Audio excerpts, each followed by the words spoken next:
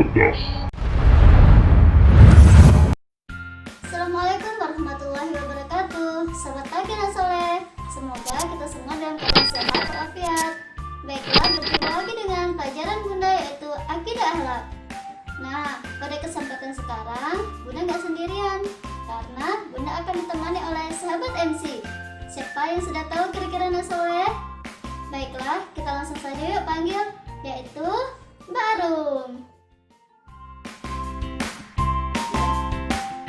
Hai sahabat MC, apa kabar semuanya?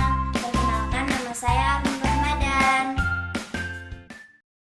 Bunda, hari ini kita belajar apa?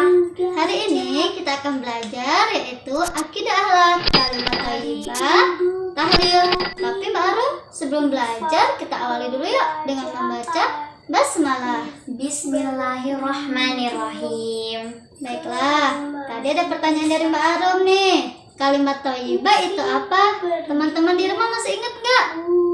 Nah, ada yang udah lupa ya. Baiklah, kalimat thayyibah adalah ucapan yang baik dan soleh. Nah, Mbak Arum kira-kira sudah paham belum? Oh iya, paham Bunda. Di sini Mbak Arum sudah tahu belum apa itu bunyi dari kalimat tahlil? Belum tahu Bunda. Nah, anak-anak soleh di rumah sudah tahu belum kalimat tahlil itu apa? Bunyinya gimana?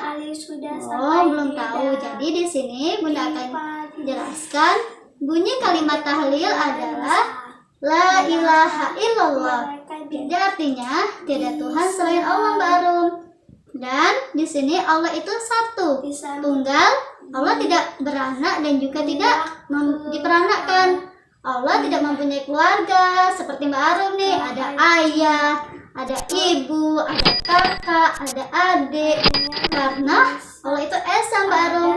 Allah nggak sama hambanya seperti manusia, gunung, binatang, tumbuh-tumbuhan. Allah nggak sama karena Allah satu.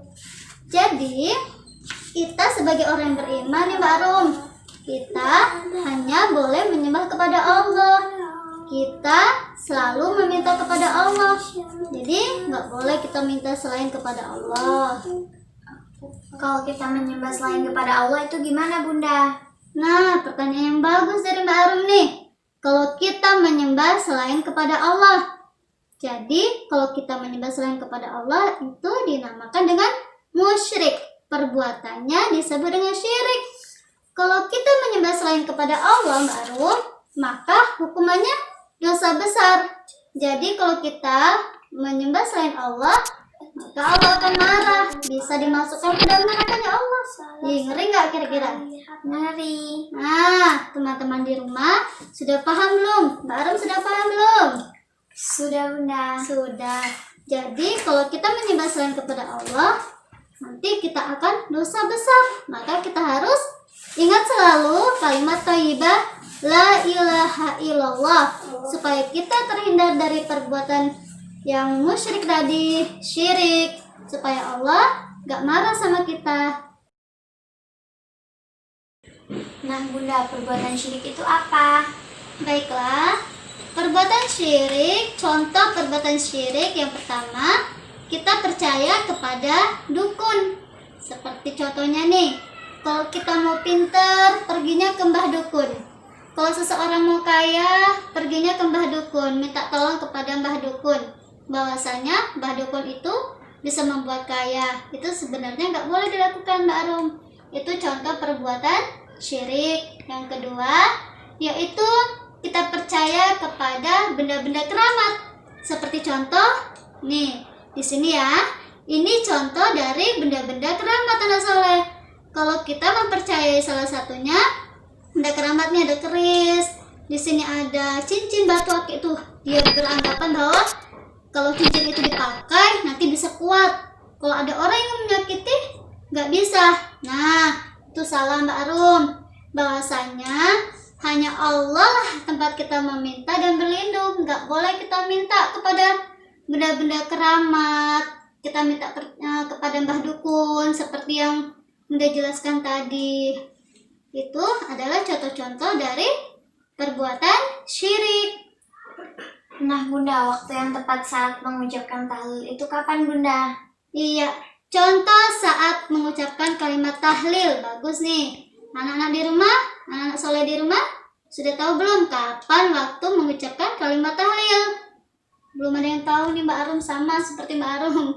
Jadi, yang pertama, ketika azan. Nih, ketika orang azan itu ada kalimat tahlilnya Mbak Arum. Yang kedua, ketika iqomah. Di dalam iqomah itu ada kalimat tahlil anak soleh. Yang ketiga, ketika zikir. Setelah sholat itu kita mengucapkan kalimat tahlil, la ilaha illallah. Yang keempat, ketika tasyahud awal dan tasyahud akhir. Dan yang selanjutnya, orang selain Islam masuk Islam itu mengucapkan kalimat tahlil. Contohnya, asyhadu alla ilaha illallah wa asyhadu anna muhammadar rasulullah, yang artinya aku bersaksi tidak Tuhan selain Allah, dan aku bersaksi Nabi Muhammad utusan Allah. Nah, baiklah anak soleh di rumah dan Mbak Arum. Di sini setelah kita mengucapkan kalimat thayyibah tahlil, maka akan mendapatkan keutamaan nih Mbak Arum. Yang pertama, teman-teman di rumah udah tahu belum? Mbak Arum udah tahu belum? Belum tahu Bunda. Belum tahu. Baiklah, di sini Bunda akan jelaskan. Keutamaan yang pertama yaitu kita akan selalu dekat kepada Allah. Karena kita dekat kepada Allah, kita akan diberi kemudahan, diberi perlindungan kepada Allah. Yang kedua, yaitu selalu ingat kepada Allah. Dimanapun berada, kita selalu ingat. Mau sekolah, ingat Allah. Di rumah, ingat Allah. Mau bepergian, mau jalan-jalan nih Mbak Rum, ingat sama Allah. Supaya kita selalu selamat, sehat, dan dilindungi oleh Allah. Yang ketiga yaitu diberi pahala nih. Allah akan memberi pahala. Yang keempat, keimanan kita meningkat, akan bertambah meningkat keimanannya. Kalau di sini kira-kira penjelasan dari Bunda udah paham belum Mbak Arum? Paham Bunda. Alhamdulillah sudah paham. Anak soleh yang di rumah sudah paham belum? Alhamdulillah. Kalau semuanya sudah paham, semoga pelajaran kita hari ini bermanfaat ya. Terkhusus buat anak soleh dan solehah yang di rumah. Bunda akan memberi soal atau memberi latihan kepada kalian. Yang pertama yaitu anak soleh menuliskan kalimat tahlil dalam bentuk bahasa Arab dan artinya. Yang kedua, membuat video pengucapan kalimat tahlil. Demikianlah pelajaran hari ini ya Mbak Arum ya. Baiklah, sebelum kita akhiri ini, kita lapaskan hamdalah dulu. Alhamdulillahirabbil alamin. Kita akhiri. Wassalamualaikum warahmatullahi wabarakatuh.